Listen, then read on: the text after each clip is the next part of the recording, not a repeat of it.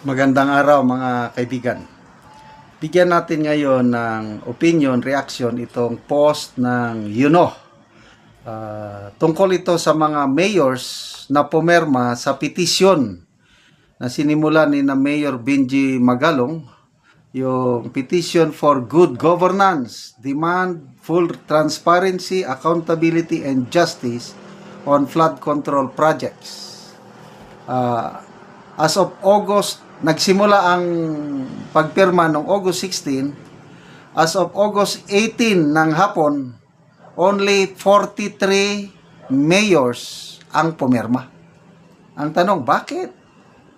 Baliwala lang ba sa kanilang nangyayari sa ating 545 billion pesos ang ginugol na nagastos na sa flood control projects mula nung umupo ang administrasyong ito. Halos kalahating trilyon na. Tapos tahimik lang ang mga mayors. Ito, basahin ko ha.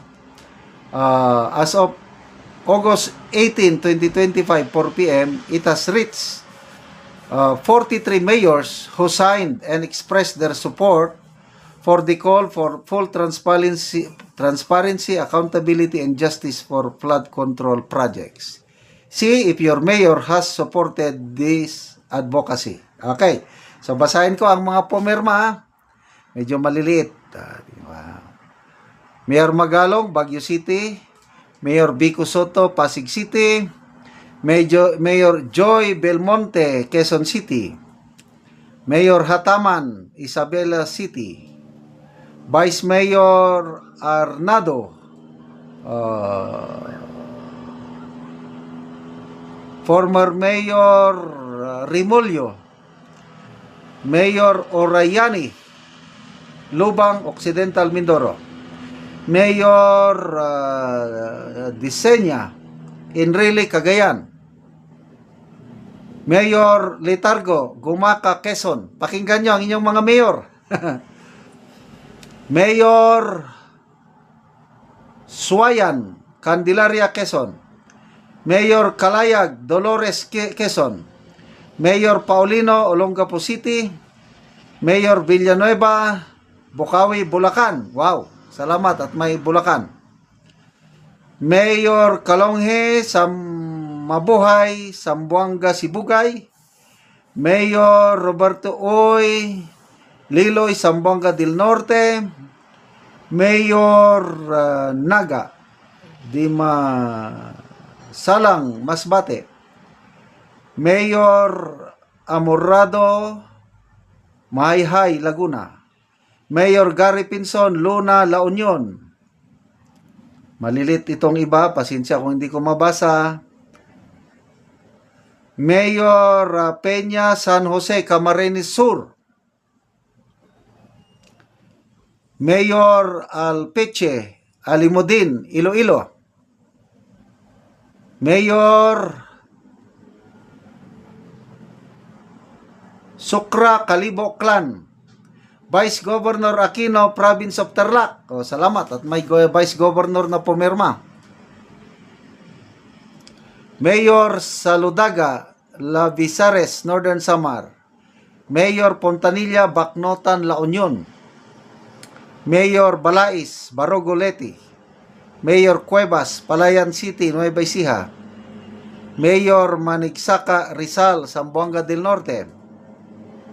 Mayor Andres, Rizal, Nueva Ecija. Mayor Imata, Gabaldon, Nueva Ecija. Mayor Evangelista, Kidapawan City, Cotabato. Mayor Carloto, Tampilisan, Zamboanga del Norte. Mayor Marquez, Sablayan, Occidental, Mindoro. Mayor Cosico, Paite, Laguna. Mayor Chanco, Nabota City. Baka ito ang kapatid ni Congressman Toby Chanco. Mayor Tupas, Barotok, Viejo, Iloilo. Mayor Sumandar, Piagapo, Lanao del Sur. Mayor Lopez, Madrid, Surigao del Sur. Mayor John Aying, Sara, Iloilo. I think PMA graduate ito. Si Mayor Aying. Retired general ang alam ko ito. Mayor Rosario, Manawag, Pangasinan. Mayor Iñares, Antipolo City. Mayor Constantino Abra de Ilog, Occidental Mindoro. Congressman JV Benitez, 2nd District, Negros Occidental. Vice Mayor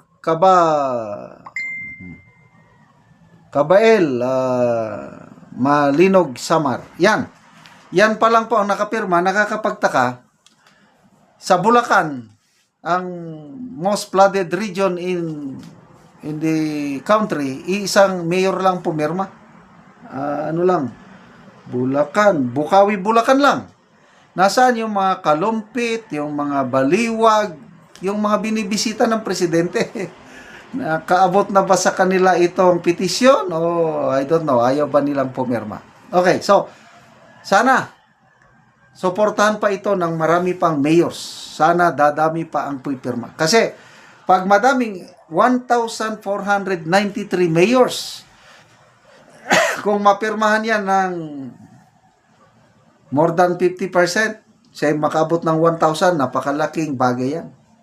It's a pressure to anybody, yung mga may tinatago. Nakakalungkot. Itong hinahangaan natin nga si Congressman Richard Gomez, binabatikos niya si Mayor Magalong. Bakit daw salita siya ng salita tungkol sa korupsyon? Kung may problema siya sa korupsyon sa mga congressman, dapat kausapin niya ang congressman dito sa Benguet ba o ano? Wala nationwide yung target ni Mayor Magalong. Narinig ko yung interview niya, bakit siya nagsasalita? Kasi niya, kawawa ang next generation, kawawang ating mga anak. Ganon ang vision ni Mayor Magalong. Na bagay na hindi nakita ni Congressman Gomez. Sabi nga ni Congressman Gomez sa kanyang post, mahiya ka naman. Sabi niya sa ating, anyway, nakakalungkot. But tayo nakakakita sa magandang hangarin ni Mayor Magalong, suportahan natin siya. I-convince ang inyong mga mayor sa inyong mga municipalities na sana pipirma sa petisyon na ito. Okay, salamat mga kaibigan sa inyong pagsubaybay sa ating channel. Nakakatulong kayo na sa Tribong Talandig ng Bukidnon dahil ang sweldo natin sa channel na ito, pantulong po sa tribo. Namimigay tayo ng mga libreng yero at pako para makapagpatayo sila ng mas maayos na tahanan. Panoorin niyo ang video na ito. Si Angkol ang natagaan og sin og mag-atop na ni siya karon.